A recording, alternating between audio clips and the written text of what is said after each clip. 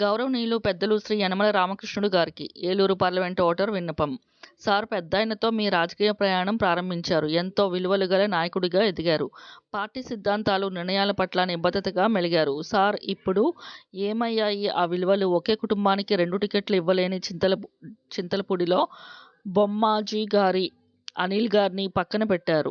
మా పార్లమెంట్లోనే. మరి మీ ఇంట్లో ఎవరికి టికెట్ ఇస్తున్నారో అందరికీ తెలుసు. మీకేమో ఎమ్మెల్సీ, మీ అమ్మాయికి ఎమ్మెల్యే, మీ అల్లుడు గారికి ఎంపీ, మీ వియ్యంకుడు గారికి ఎమ్మెల్యే, అన్ని సీట్లు మీకే. ఏంది సార్ ఇదంతా? దేనికోసం? పోలవరం కోసమేగా. పోలవరం ప్రాజెక్టు పనులు మీ వియ్యంకుడు గారికి అప్పజెప్పించడానికేగా.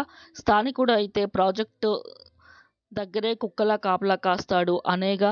వలస పక్షులకైతే దొరికిన చేపల్ని తన్నుకుపోవచ్చు కదా. సర్లేండి సార్, అలాగే చేయండి.